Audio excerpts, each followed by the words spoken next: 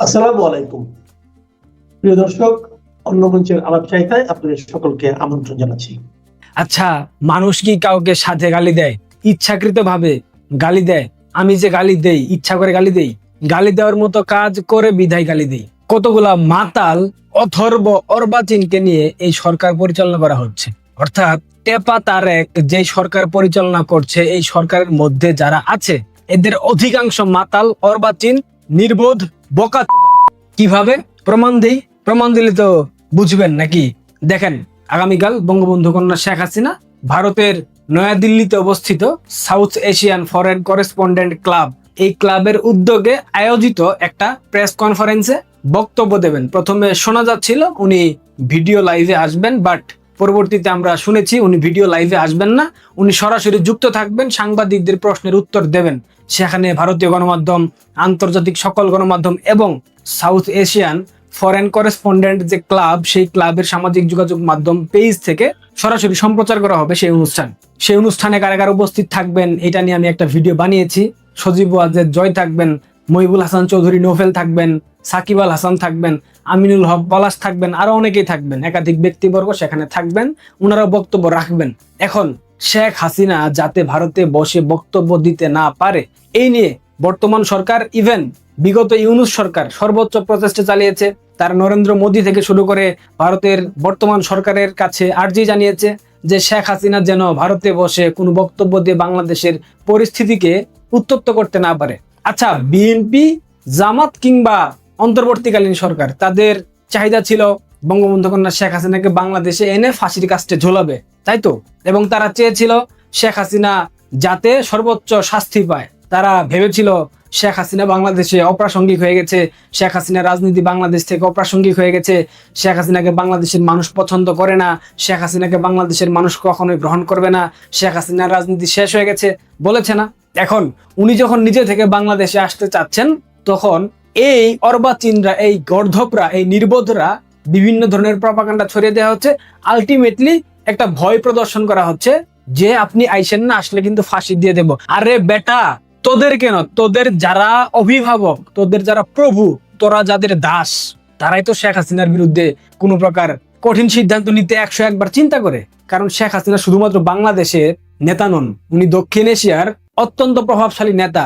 দেখিস নাই ক্ষমতায় থাকাকালীন সময়ে কিভাবে চীন, রাশিয়া, মার্কিন যুক্তরাষ্ট্র তাদের সাথে একসাথে সুসম্পর্ক বজায় রেখে রাষ্ট্র পরিচালনা করেছেন।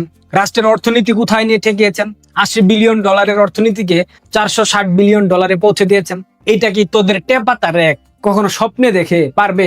টেপা তারেক বলে $1 ট্রিলিয়ন অর্থনীতি হবে বাংলাদেশ, অথচ বাংলাদেশে 1 পয়সার বিদেশি বিনিয়োগ নাই। কিন্তু কথা বলার সময় লম্বা লম্বা লেকচার। বাংলাদেশের মানুষ খাইতে পারে না, গ্যাস নাই, তেল নাই, পেট্রোল নাই, ডিজেল নাই, অকটেন নাই, বিদ্যুতের দাম বৃদ্ধি, দ্রব্যমূল্যের দাম বৃদ্ধি, বাংলাদেশের অবস্থা জঘন্য বানিয়েছে। এরপরেও এদের লেকচার কমে না, এদের নোংরামি কমে না। তো এই সরকার যে কতগুলো অথর্ব, মূর্খ এবং অর্বাচীন নির্বোধদের নিয়ে পরিচালিত হচ্ছে, সেটার প্রমাণ আমি আপনাদেরকে দেখাই। প্রথমে আসেন বিএনপির লো আইকিউ সম্পন্ন বুদ্ধিজীবী শাহেদ আলম, যাকে সবাই বিরিয়ানি আলম বলে ডাকে। বিরিয়ানি আলম গতকাল সামাজিক যোগাযোগ মাধ্যম ফেসবুকে একটা ফটোকার্ড শেয়ার করে সেখানে লিখেছে, শেখ হাসিনা অনলাইনে রেকর্ডেড বক্তৃতা দেবে, চেহারা দর্শন হবে না। শেখ হাসিনা কার্যত গৃহবন্দী, আর কোন কোন ভাবে বললে আপনারা বিশ্বাস করিবেন না। আচ্ছা, বিরিয়ানি আলমের কথা মানলাম, শেখ হাসিনা গৃহবন্দী। শেখ হাসিনা গৃহবন্দী থেকে কিভাবে আন্তর্জাতিক গণমাধ্যমে সাক্ষাৎকার দেন? রয়টার্সের মতো গণমাধ্যম কোনো গৃহবন্দী নেতার সাক্ষাৎকার নেবে? নিউ ইয়র্ক টাইমস সাক্ষাৎকার নেবে? আল জাজিরা সাক্ষাৎকার নেবে? এদের মতো অথর্ব একটা সরকারের থিঙ্ক ট্যাঙ্ক, তাহলে বুঝেন সেই সরকারের অবস্থা কেমন। অবশ্য যে সরকারের প্রধানমন্ত্রী 8 পাস, যেই সরকারের পররাষ্ট্র উপদেষ্টা একটা প্রথম সারির গান্ডু, যেই সরকারের তথ্য উপদেষ্টা একটা কষা বীরের দোকানদার জায়েদ, যেই সরকারের প্রবাসী কল্যাণ মন্ত্রণালয়ের মন্ত্রী নুরুল হক নূরের মতো বিকাশ ধান্দাবাজ, যেই সরকারের রাজনৈতিক উপদেষ্টা বা রাজনৈতিক সহকারী বিকাশ রাশিদের মতো মূর্খ, সেই সরকারের বুদ্ধিজীবী শাহেদ আলম সেদিক থেকে অনেকটা এগিয়ে আছে। শাহেদ আলম বলে কি, এইসব নোংরামি বাদ দিয়ে ওই যে বাংলাদেশ টেলিভিশনের ডিজি হওয়ার স্বপ্ন দেখছো, ওইটা বাদ দিয়ে বউ বাচ্চার কাছে চলে যাও, কারণ তোমাদের সময় বেশি নাই। আমার কথা রেকর্ড করে রাখো, তোমরা 6 মাসের বেশি সময় পাবো না, এর আগে তোমাদেরকে বাংলাদেশের মানুষ নেড়ে মতো পিটিয়ে বাংলাদেশ থেকে বিতাড়িত করবে। আর তোমরা পালানোর কোনো পথ পাবা না, বঙ্গোপসাগরে ঝাঁপ দিতে হবে, অন্যথায় লাল দালানের ভেতরে ঢুকতে হবে। বুঝো নাই? লাল দালান কি? জেল, জেলখানা। রাষ্ট্রদ্রোহিতার অপরাধে তোমাদের সবাইকে জেলের মধ্যে ঢুকতে হবে। শেখ হাসিনা ভারতে বক্তব্য দিতে পারবে না, এটা নিয়ে তাদের মারাত্মক সমস্যা। তারা বক্তব্য দিতে দেবে না। তারা ভারত সরকারের বাংলাদেশে নিযুক্ত রাষ্ট্রদূত দীনেশ ত্রিবেদীর সাথে সাক্ষাৎ করেছে বর্তমান সরকারের পররাষ্ট্র উপদেষ্টা, কি জানি নাম, একটা গান্ডু, নামটা মনে নাই, বলেছে শেখ হাসিনা যেন ভারত থেকে রাজনৈতিক বক্তব্য দিতে না পারেন, দিল্লিকে ঢাকার আহ্বান। দীনেশ ত্রিবেদী ভারত থেকে চলে আসার পর হঠাৎ করে তড়িৎ সিদ্ধান্তে সাক্ষাৎ করে একথা বলেছে। এরপর কষা জায়েদ আজকে বলেছে শেখ হাসিনাকে ধরে বেঁধে ফিরিয়ে আনতে চাই, বঙ্গবন্ধু কন্যা নিজেই আসবেন, এবং উনি আসলে তোরা কোথায় পালাবি সে চিন্তা কর। আরো বলেছে শেখ হাসিনার বক্তব্য প্রচার করলে আদালত অবমাননা করা হবে, কেউ যদি প্রচার করে ব্যবস্থা নেওয়া হবে।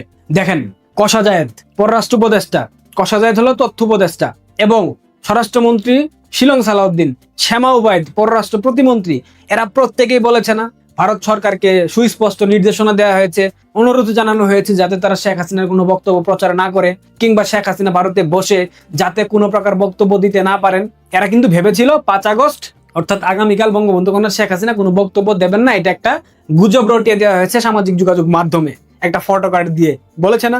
এর ঠিক কয়েক ঘন্টার ব্যবধানে ভারতের পররাষ্ট্র মন্ত্রণালয়ের মুখপাত্র রণধীর জয়সওয়াল তিনি সাংবাদিকদের প্রশ্নের জবাবে বলে দিয়েছেন, একদম টেপা তারেককে এবং টেপা তারেকের যতগুলা ছাগল পাগল আছে এদেরকে একদম মুখে ঝামা ঘষে দিয়েছে, একদম মুখে ঢুকিয়ে দিয়েছে। কি বলেছেন দেখবেন? শেখ হাসিনার বক্তব্য দেওয়ার সঙ্গে ভারত সরকারের কোনো সম্পর্ক নেই। শেখ হাসিনা দিল্লিতে বসে বক্তব্য দিচ্ছেন, তাতে ভারত সরকারের কোনো সম্পর্ক নেই, এটা সত্যি কথা। কারণ বঙ্গবন্ধু কন্যা শেখ হাসিনা ভারতের অতিথির মর্যাদায় আছেন, উনি প্রধানমন্ত্রীত্বের সম্মানে সেখানে আছেন, উনাকে ভারত সরকারের ইতিহাসের সর্বোচ্চ প্রটোকল দেওয়া হচ্ছে। ভারতেও তো মৌলবাদী জঙ্গি জিহাদি গোষ্ঠী আছে, তাই না?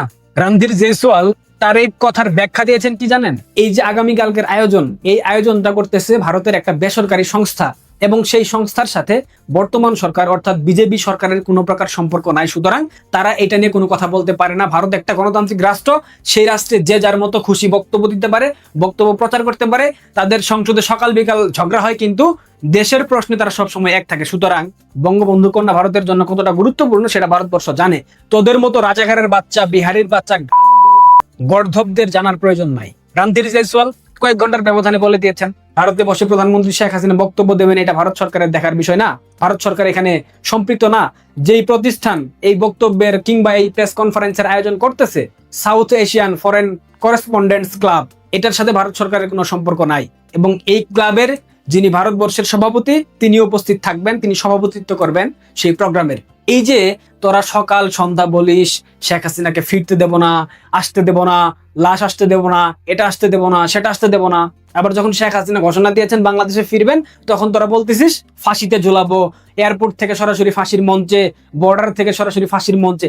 ঠিক আছে না ভাই, মাইনা নিছি তো, ফাঁসিতে ঝোলা না, আগে আসতে দে, আগে আসুক। পাসপোর্টটাও তো দিবি না, দিবি ট্রাভেল পাস দিবি? দিবি না তো।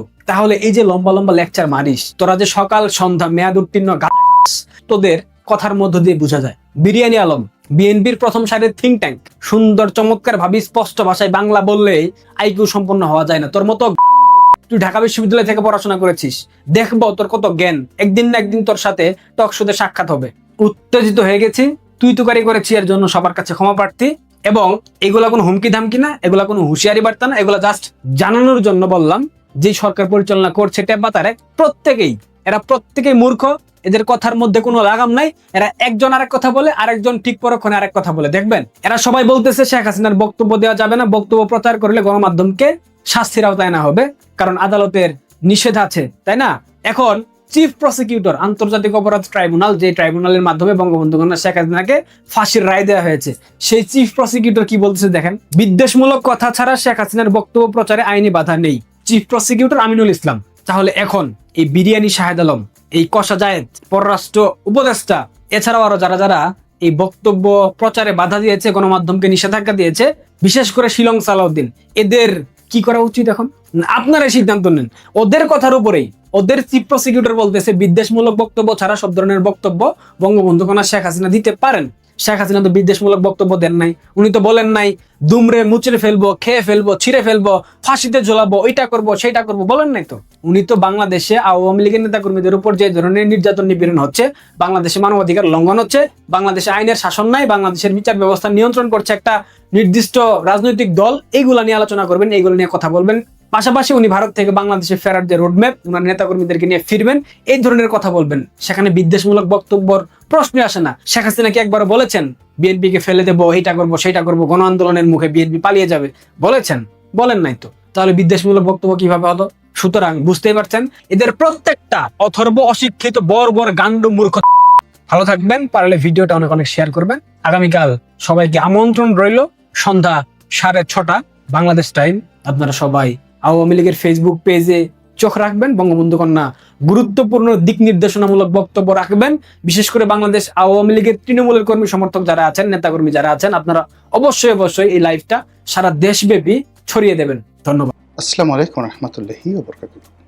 সম্মানিত দর্শক, বাংলাদেশের রাজনীতি এক জটিল অবস্থার মধ্যে পড়ে গেছে।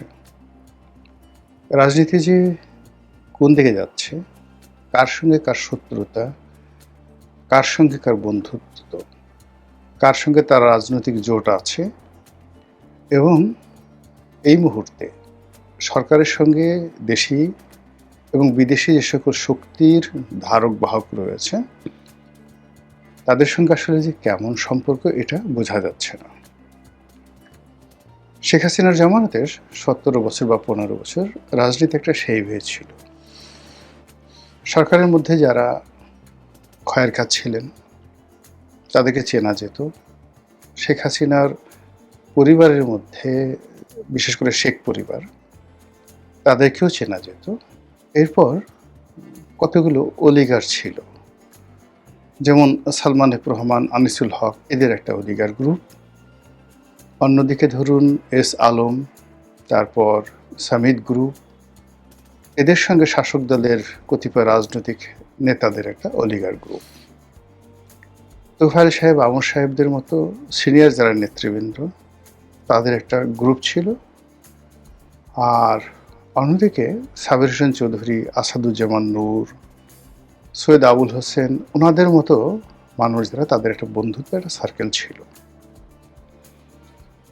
এর বাইরে জাহাঙ্গীর কবির নানক, বাহাউদ্দিন নাসিম, তারপর বাহাউদ্দিন নাসিমের পর ধরুন মাহবুল আলম হানিফ, ওনাদের একটা গ্রুপ ছিল। এর বাইরে ধরুন আলাউদ্দিন নাসিম, তার নেতৃত্বে এক ধরনের আমলা গ্রুপ, আবু নাসির কামাল, তার গ্রুপ এক ধরনের আমলা গ্রুপ, উপদেষ্টাদের মধ্যে একটা গ্রুপ। মানে যার যার মতো করে সবাই কাজ করতেন, সবাই পাওয়ারফুল ছিলেন। কারো কারোর সঙ্গে শত্রুতা ছিল, কারো কারোর সঙ্গে আবার বন্ধুত্ব ছিল, এরকম আলাদা আলাদা গ্রুপ হয়ে কাজ করত। মন্ত্রী পরিষদে দ্বিতীয় জেনারেশন, তৃতীয় জেনারেশনের রাজনীতিবিদ ছিলেন, যাদের দাদা মন্ত্রী ছিলেন, বাবা মন্ত্রী ছিলেন, নিজেরা মন্ত্রী হয়েছিলেন। তারা এক ধরনের। আবার ধরুন একেবারে প্রথম জেনারেশনে এসে পলক শাহরিয়ারের মতো মন্ত্রী, মোহাম্মদ আরাফাতের মতো মন্ত্রী, তারাও ছিলেন। আর সর্বময় কর্তৃত্ব ছিল শেখ হাসিনার উপর। শেখ হাসিনাকে যারাই রাজি খুশি রাখতে পারতেন তারা কাজ করতেন, আর রাজি খুশি রাখতে না পারলে সেখানে কাজ হতো না। এখানে শেখ হাসিনার যে ক্ষমতা, এককভাবে তাকে ফ্যাসিবাদ বলেন, স্বৈরাচারী বলেন, মূলত সারা দুনিয়াতে এমন কোনো রাষ্ট্র, এমনকি পুতিন বা পল কাগামে কিংবা মুসোভিনি, উগান্ডার মুসোভিনি, তারা তাদের রাষ্ট্রের যে একক ক্ষমতা, ঠিক সেই একক ক্ষমতা অধিকারীর চাইতেও বেশি ক্ষমতা ছিল শেখ হাসিনার। ফলে কি হতো, প্রতিযোগিতা ছিল, কাজ হতো, মানুষ এক জায়গাতে ফেল করলে আরেক জায়গাতে যেত। যেমন ধরুন কোনো একটা কারণে সালমান এফ রহমানের দ্বারা কেউ ক্ষতিগ্রস্ত হয়েছে, সে তার কাউন্টার গ্রুপে যেত, কাজ আটকে থাকতো না। কিন্তু ইউনূস জামানাতে এসে একেবারে সে 18 কোটি মানুষের যে ব্যবসা বাণিজ্য, চিন্তা চেতনা, কর্ম, বিভিন্ন নিয়োগ বদলি থেকে শুরু করে টেন্ডারবাজি, যা কিছু রয়েছে রাষ্ট্রীয় কর্মকাণ্ড, এর যত ফাঁকফোকর ছিল, সমস্ত ফাঁকফোকর একেবারে বেশিরভাগ বন্ধ হয়ে গেল, একটা জায়গাতে কেন্দ্রীভূত হলো। না কেউ কাজ করে, না কেউ উপকার করে, না কেউ ক্ষতি করে, সবাই শুধু মপ করে। ফলে পুরো রাষ্ট্র ব্যবস্থা, উন্নয়ন, অবকাঠামো উন্নয়ন, ট্যাক্স কালেকশন, বৈদেশিক সম্পর্ক, একেবারে সব কিছু এসে একটা জায়গাতে কেন্দ্রীভূত হয়ে গেল। সেটা হলো ডাস্টবিন, ময়লার ভাগাড়। এর মধ্যে থেকে আর কিছু বের হলো না, যা সেখানে পড়ে সব ধ্বংস হয়ে যায়। যাক, উনি চলে গেলেন। চলে যাওয়ার পর বর্তমান বিএনপি সরকার এলো।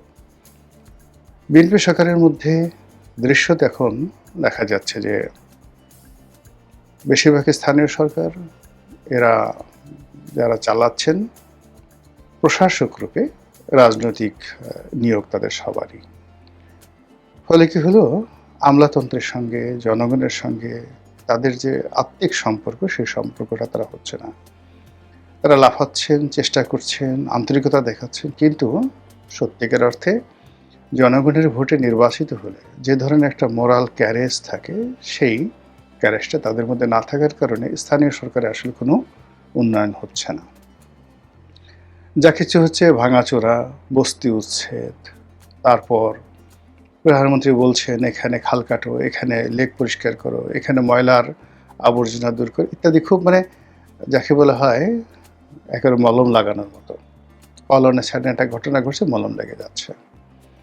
এখন বিএনপি সরকারের এই যে ভিতরের যে একটা সিন্ডিকেট বলেন, একটা বলয় বলেন, যেটা ইতিপূর্বে 2001 থেকে 2006 কিংবা 91 থেকে 96 সবসময় বিএনপির মধ্যেও কিন্তু এই বলয় ছিল। আব্দুল সামাদ তালুকদারকে কেন্দ্র করে একটা বলয়, খন্দকার দেলোয়ারকে কেন্দ্র করে একটা বলয়, এরপরে হাওয়া ভবনকে কেন্দ্র করে একটা বলয়, এরকম অসংখ্য, ধরেন 6 থেকে 7টি বলয় বিএনপির মধ্যে ছিল সবসময়টাতে।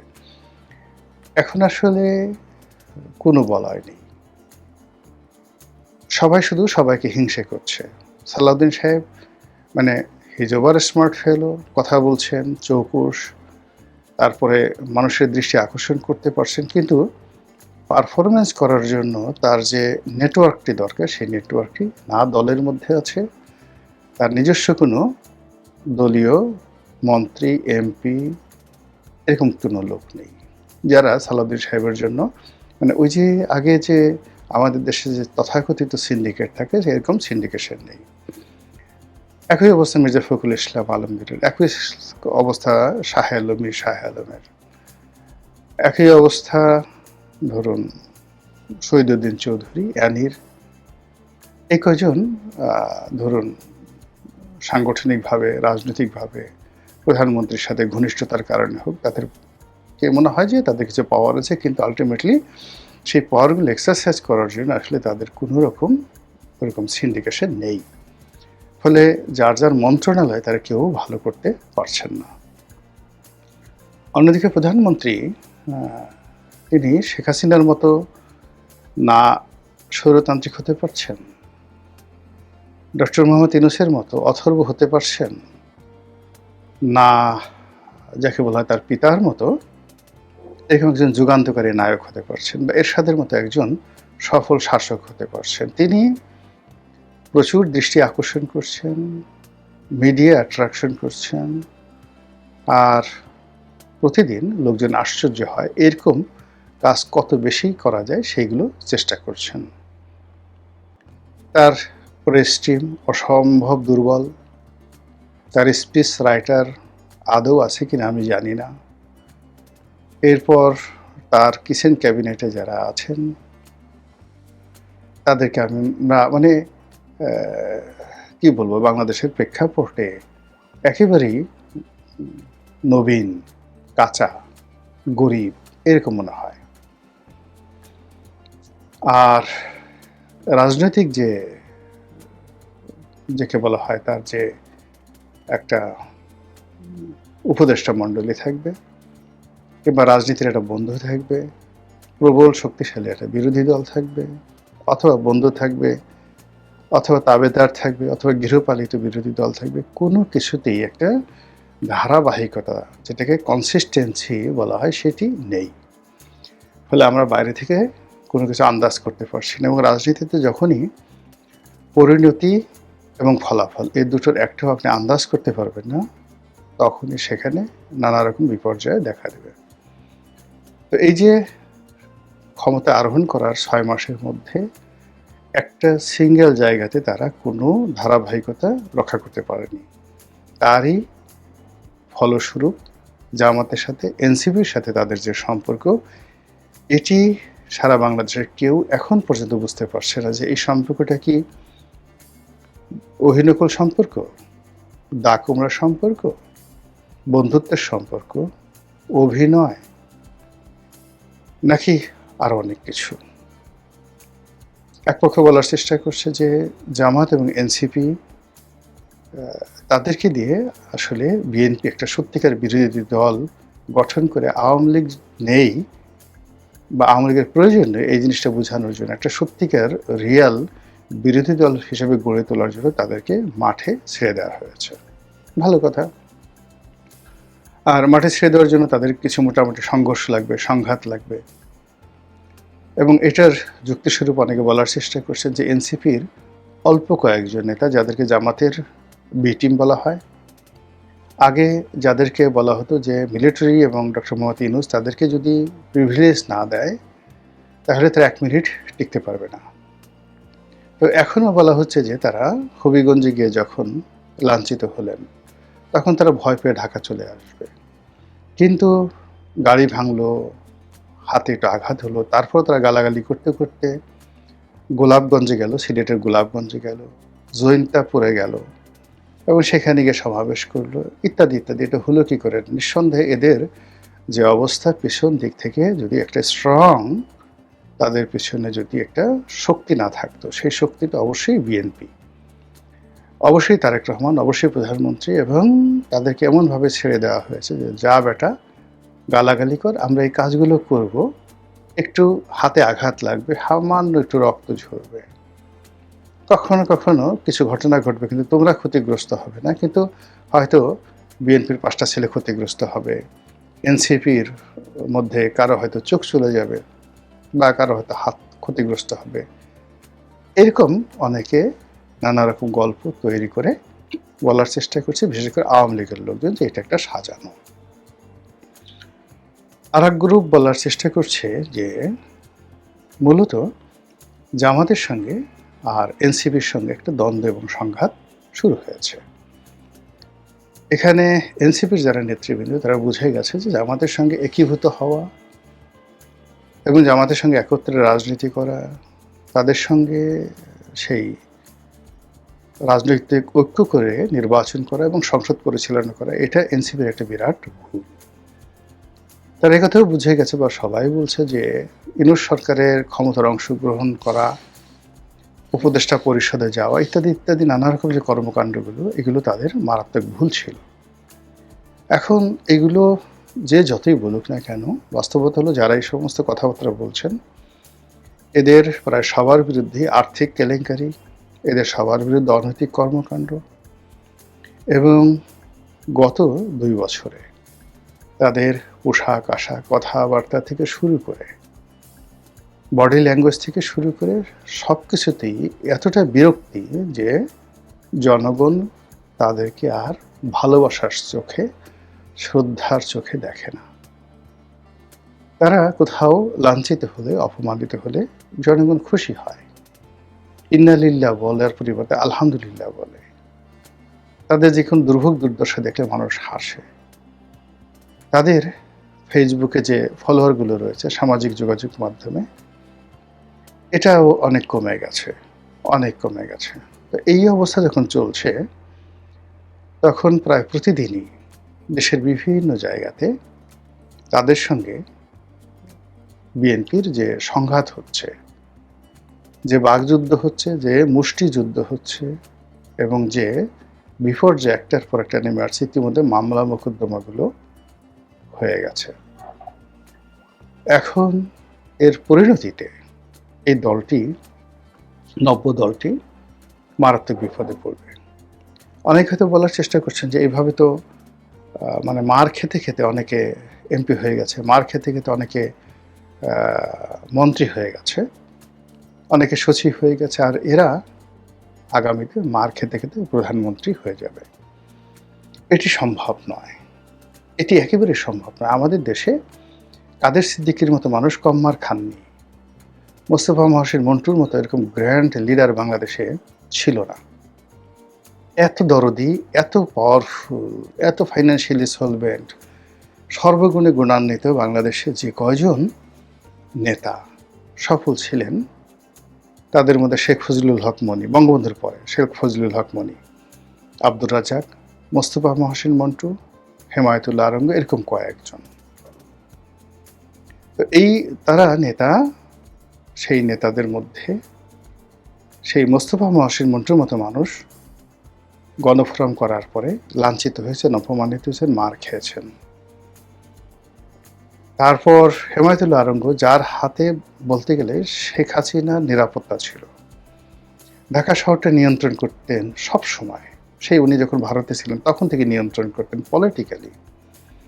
তো সেই মানুষটি কিন্তু আওয়ামী লীগে থাকতে পারেনি, বিএনপিতে চলে গেছে, বিএনপিতেও দাঁড়াতে পারেনি, কিন্তু তার আন্ডারওয়ার্ল্ড ছিল, যতদিন তিনি ছিলেন তার আন্ডারওয়ার্ল্ড ছিল, কিন্তু রাজনীতি করতে পারেনি। মোস্তফা মহসিন মন্টু যতদিন ছিলেন ততদিন আন্ডারওয়ার্ল্ড তার নিয়ন্ত্রণে ছিল, কিন্তু রাজনীতি করতে পারেননি, রাজনীতি করতে পারেনি। তো এখন এনসিপি যারা আছে, তাদের না আছে অর্থ, না আছে আন্ডারওয়ার্ল্ড, না আছে তাদের জনসমর্থন, কর্মী বান্ধবতা থেকে শুরু করে আমাদের যে ট্রেডিশনাল রাজনীতি, তার কোনো কিছু নাই। কিন্তু এর উপরে যেটা হয়ে গেছে, এটা আঘাত, একটার পর একটা হাতুড়ির আঘাত, গদার আঘাত তাদের উপর আসছে। এবং সেই আঘাত যদি সাজানো হয়, এই সাজানো আঘাতেও তাদের পতন হতে পারে। এই আঘাত যদি সাজানো না হয়ে জেনুইন হয়, তাহলেও তাদের পতন হতে পারে। আর এই সমস্ত আঘাত সহ্য করে যে প্রতিকূল অবস্থায় তারা দাঁড়িয়ে থাকবেন, এরকম রেকর্ড বাংলাদেশে, তারা তো দূরের কথা, অতীতে বাংলাদেশে কারোরই নাই। এই বাংলাদেশে কর্নেল তাহের, তারপর হাসানুল হক ইনু, আসম আব্দুর রব, শাহজাহান সিরাজ, মানে কিংবদন্তি সব রাজনীতিবিদ, তারাও কিন্তু আঘাত সহ্য করে সাস্টেন করতে পারেননি। সেই তুলনায় এই নবীন যারা আছে তারাও পারবেন না। ফলে কি হলো, এই যে এখন সেটা সাজানো নাটক হোক কিংবা এটা সরাসরি কনফ্লিক্ট হোক, এটা বিএনপির সঙ্গে হোক, এটি আওয়ামী লীগের সঙ্গে হোক, এটি জামাতের সঙ্গে হোক, ডাজ নট ম্যাটার, কিন্তু এর দ্বারা এনসিপি মারাত্মকভাবে ক্ষতিগ্রস্ত হবে। এবং সেই ক্ষতি থেকে তারা যে আবার ঘুরে দাঁড়াবে, ফিরে দাঁড়াবে, আপনি দেখেন কয়জন ছেলে আছে এনসিপির, মাসুদ, যাকে বলে মোংলা মাসুদ, নাসিরউদ্দিন পাটোয়ারি, তারপর নাহিদ ইসলাম, এই তো এই তিনজনের বাইরে আপনি Asif Mahmud, Sajib Bhuiyan, black out, Mahfuz, black out, অন্যান্য যে সমস্ত আরও 10-12 জন যারা ছিলেন, তারা আলটিমেটলি এনসিপি ছেড়ে চলে গেছেন। এখন এই যে মানে সার্জিস, হাসনাত আবদুল্লাহ, নাসিরউদ্দিন পাটোয়ারি, নাহিদ ইসলাম, এই তো 4 জন, অনলি 4। এর বাইরে অন্য যারা আছে, আমার তো কারো নাম মনে আসছে না। টেলিভিশনে আসছে, কথাবার্তা বলেন, সব কিছু আছে, কিন্তু তারা তো মাঠে রাজনীতি বন্ধ, খুব তাদের মুখের দিকে এখনো তাকালে মনে হয় যেন ইউনিভার্সিটিতে পড়ে, একেবারে নবীন কথাবার্তা বলছে। অনেকে হয়তো যাকে বলা হয় কিছু বলছেন না, কিন্তু বিএনপির যারা নেতৃবৃন্দ রয়েছেন, তারা যদি পাশাপাশি একটা ধমক দেন, একটা ধাক্কা দেন, একটা বাজে কথা বলেন, জাস্ট ওয়ান টাইম, একবারের জন্য, মুহূর্তের মধ্যে তাদের রাজনীতি একেবারে মুহূর্তের মধ্যে শেষ, দ্বিতীয়বার দাঁড়াতে পারবেন না। ফলে এই যে জুলাই মাস, মাত্র 2 বছরের মাথায় এসে এনসিপির উপরে যা কিছু হচ্ছে, এটি রীতিমতো রাজনীতির বালা, মুসিবত এবং গজবের মতো তাদের উপর আপর্তিত হয়েছে। চোখের সামনে একদল বিপ্লবী, একটি অভ্যুত্থানের নায়ক এবং মহানায়ক, কিভাবে খুব অল্প সময়ের মধ্যে ইতিহাস থেকে হারিয়ে যায়, এরকম একটা পরিবেশ পরিস্থিতি